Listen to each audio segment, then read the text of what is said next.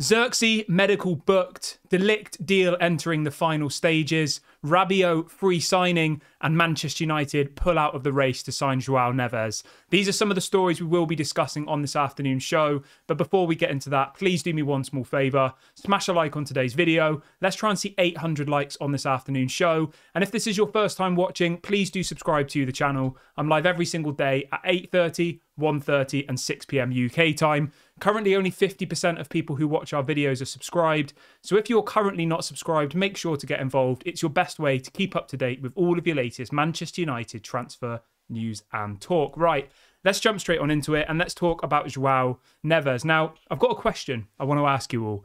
The question is this. Do you think Benfica's João Neves is worth the £100 million release clause? Let me know in the comment section below. And the second part of the question is, should Manchester United pay this release clause? Let me know your thoughts. I always read all the comments, so make sure you get in the comment section and let me know. But the story this afternoon is that apparently Manchester United have pulled out of the race to sign João Neves. Apparently they think that it's too much money, and the headline is they have given up on the pursuit of João Neves. It says, according to Portuguese newspaper O Jogo, Manchester United have given up on their pursuit of Benfica midfielder João Neves. It says the youngster was heavily linked with Manchester United throughout the whole of the last few months, but Manchester United feel the release clause of 100 million is too much to land the player. It goes on to say, though, that instead, Manchester United are now focusing all of their efforts on signing PSG's Manuel Ugarte, which, you know what? In my opinion, I think that's the correct decision. Manuel Ugarte is available for apparently £38 million, whereas João Neves is going to cost you 100 million, which is, I'm sorry, ridiculous. There is no way on earth João Neves is worth 100 million. Now, another question for you, just for a bit of fun. If João Neves is worth 100 million to Benfica, how much is Kobbie Mainoo worth to Manchester United? How much is Kobbie Mainoo worth to you? Let me know in the comment section below. I mean, if they want 100 million for João Neves, if Kobbie Mainoo was ever to be sold, I would say 200-300 million, you know, like he's double the player of João Neves is. So yeah, João Neves deal doesn't look like it's going ahead. And just to give you the full picture, apparently PSG are now in talks with Benfica to sign João Neves. They see Manuel Ugarte coming to Manchester United as a way for them to then sign João Neves. So no João Neves, but we will most likely get Manuel Ugarte, which I think is really, really positive and I'm really, really excited about. So obviously I'll keep you updated on that one. And let's move over to Matthijs de Ligt. This is coming out from Sport Bild. They are reporting that Matthijs de Ligt's move to Manchester United will be finalised within the next week. They say that there's not a big gap between the price expectations of both the two clubs. It says De Ligt's management team have informed Bayern Munich that the defender wants to leave and wants to join Manchester United. So we should get the De Ligt here we go in the next couple of days. Obviously, Netherlands got knocked out last night, so they're not in the international tournament anymore.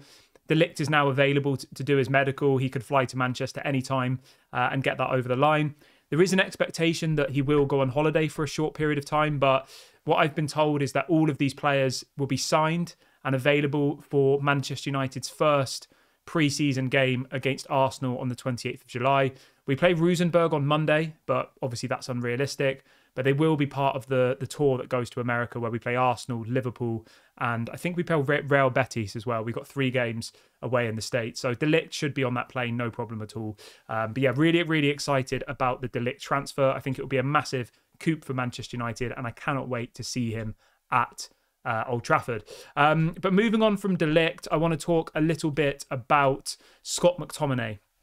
And the news this afternoon is that apparently Manchester United are willing to sell Scott McTominay once they bring in a replacement. It says that United want signings before they sell Scott McTominay. Obviously, we know that Manuel Ugarte is the number one option in that position. So effectively, as I've said to you many, many times before, we need to wait for the first piece of the domino to fall.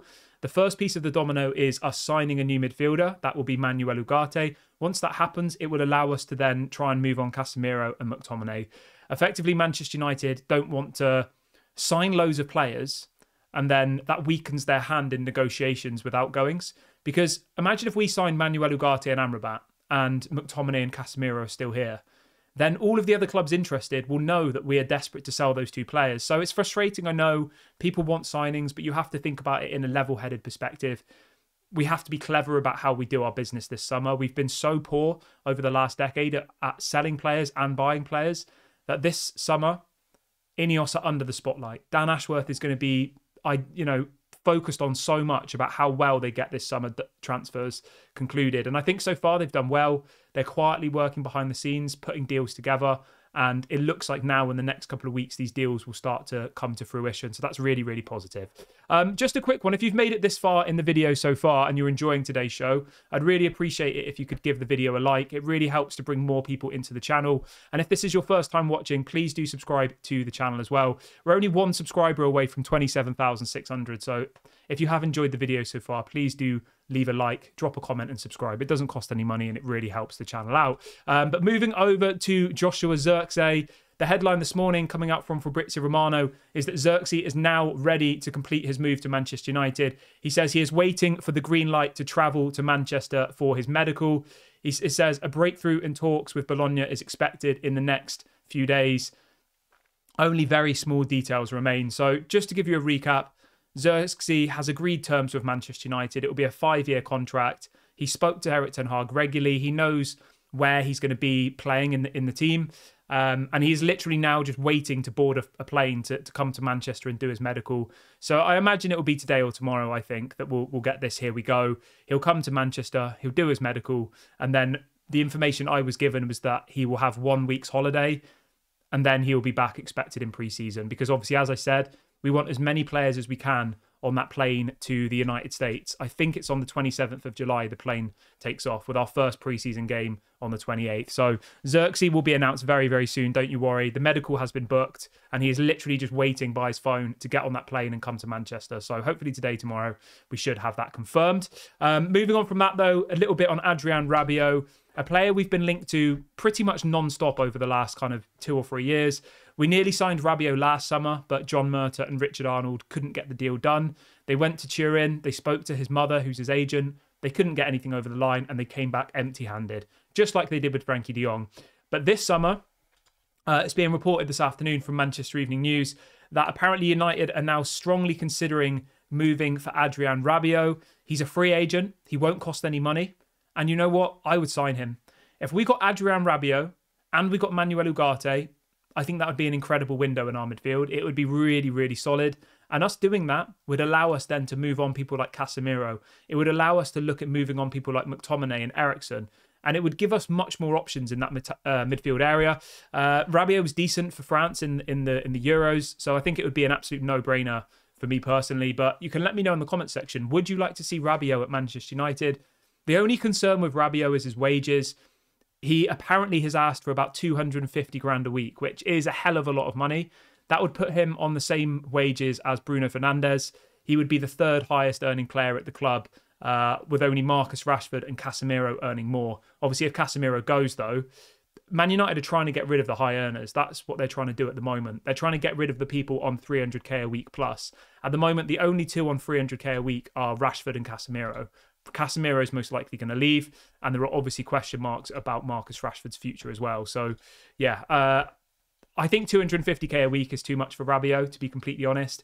He only earns 150k a week at Juventus at the moment, so you're giving him a massive pay increase. He apparently wants at least a 3-year contract as well. So, you know, if you look at that over a 3-year period, I know it's a free transfer, and I know people will say, you know, you're technically not paying a transfer fee, but if you think 250k a week over 3 years, right? That would be about £40 million across 3 years, which is a hell of a lot of money, isn't it? You know? So yeah, I would sign him, but I probably wouldn't go any higher than maybe 150, 200k a week. That would be my absolute limit. And if he doesn't want that, then he's welcome to go somewhere else. But you can let me know in the comment section, how much is Rabiot worth? Do you think Manchester United should sign him? Let me know your thoughts below. But yeah, the final story as well is on not on Fabrizio Romano, it's on Mason Greenwood. So obviously we spoke about Marseille potentially pulling out of the deal because of unhappy mayors, unhappy public in France. Apparently they're still in negotiations with Manchester United and Mason Greenwood. A bid has been accepted, but it still remains unseen whether Marseille will buy Mason Greenwood. Lazio have apparently entered the race now. Fabrizio has said in the last couple of minutes that Olympique Marseille are still trying to work on the Mason Greenwood personal term deal. It says discussions are underway about the salary structure, etc. Obviously, the deal has been agreed with Manchester United, and it says that Roberto De Zerbi really wants to bring Mason Greenwood to Marseille. So I'll keep you updated on that one, but at the moment, it looks like it's kind of on the brink of not going ahead. We'll have to wait and see whether, they can work out personal terms and stuff.